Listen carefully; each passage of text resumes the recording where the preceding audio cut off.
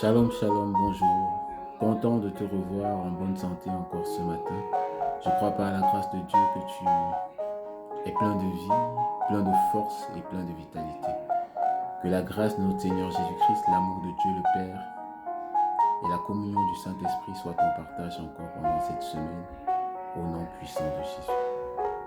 Bien-aimé, je suis content de te revoir ce matin, de revoir le champion que tu es, la pièce maîtresse du projet de Dieu dans ta propre vie, le chef-d'œuvre que Dieu est en train de bâtir, la femme, l'homme exceptionnel que Dieu met en place pour ses projets divins sur cette terre. Je suis content de te savoir en pleine forme aujourd'hui. Que le Seigneur véritablement te fortifie davantage et te propulse dans ta destinée. Ça fait une semaine déjà qu'on a partagé sur la relation, sur l'intimité. Avec le Seigneur, on parlait de Marie et de la dimension, le Seigneur, le Saint-Esprit est venu sur elle et qu'elle a pu mettre au monde Jésus. Elle a pu mettre au monde Jésus. Et la semaine dernière encore, on parlait de Dieu qui veut confier ses secrets à ceux qu'il aime, ce que l'œil n'a point vu, ce que l'oreille n'a pas entendu, ce qui n'est point monté au cœur de l'homme. Dieu l'a préparé pour ceux qu'il aime. Dieu veut partager ses secrets avec ceux qu'il aime. Dieu veut faire de toi le David de ta génération. Dieu veut faire de toi le Joseph de ta génération. Un économe extraordinaire, un économiste extraordinaire. Dieu veut faire de toi le Daniel de ta génération, cet homme politique exceptionnel que le monde ne connaît plus. Dieu veut faire de toi ce vaillant héros comme Gédéon. Cet homme d'armée, ce chef d'armée qui mène ses troupes constamment, régulièrement à la victoire. Tu es le projet que Dieu est en train de bâtir. Alors, je voudrais davantage t'encourager à ne pas être loin de lui parce qu'il veut le faire avec toi. Il veut accomplir ses desseins au travers de toi. Et pour ça, il a besoin d'être en communion, d'être en intimité avec toi. Et comme je te l'ai déjà dit, sans intimité, il n'y aura pas d'œuvre divine. Et ce matin particulièrement, je voudrais revenir sur cette parole de 2 Corinthiens, 1 Corinthiens 2, autant pour moi, verset 9, qui dit en fait, ce que l'œil n'a point vu, ce que l'oreille n'a pas entendu, ce qui n'est point monté au cœur de l'homme, Dieu l'a préparé pour ceux qui l'aiment. Dieu a préparé de bonnes choses pour ceux qui l'aiment. Et Dieu veut partager ses secrets avec ceux qui l'aiment. Dieu veut te confier les réalités de ce monde que tu ignores. La Bible nous dit que les choses cachées appartiennent à Dieu et les choses révélées aux hommes. Dieu veut te révéler des choses, Dieu veut te montrer, Dieu veut te montrer des choses cachées que toi tu ne connais pas.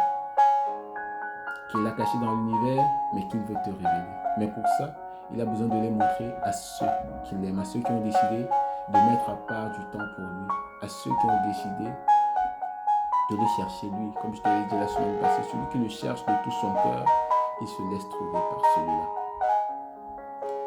Et ça ne sert à rien de dire j'aime le Seigneur, j'aime Jésus, si derrière on ne voit pas en fait les preuves que tu l'aimes.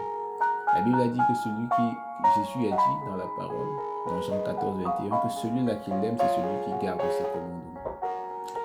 À la vérité, aimer Dieu, c'est pas forcément pleurer, c'est pas forcément crier, c'est produire des œuvres. C'est la raison pour laquelle je te demande chaque fois de mettre du temps à part pour lui. Ce serait déjà une preuve d'amour. Que de mettre du temps pour lui, à part pour lui, pour le connaître, pour le chercher, pour l'apprécier, pour le valoriser. Mets du temps à part pour ton Seigneur. Mets du temps à part pour ton bien-aimé. Jésus veut te révéler ses secrets. Jésus veut te révéler des choses cachées que tu ne connais pas. Mais pour cela, il a besoin de voir en toi que tu l'aimes. Et une des preuves d'amour que tu pourrais montrer, c'est de mettre du temps à part pour lui. La semaine passée, je t'ai dit, tu peux mettre 30 minutes, tu peux mettre 1 heure de temps. Pour dire, Seigneur, je veux te connaître plus. Que ce soit au travers de ta parole, je veux te connaître plus. Que ce soit dans la prière, je veux te connaître plus. Que ce soit à travers des interrogations, je veux te connaître plus. La Bible dit que tu vis désormais en moi. Mais à la vérité, c'est que je ne te connais pas. Je veux te connaître. Je veux mieux te connaître. Je veux aller plus loin avec toi. Révèle-toi à moi.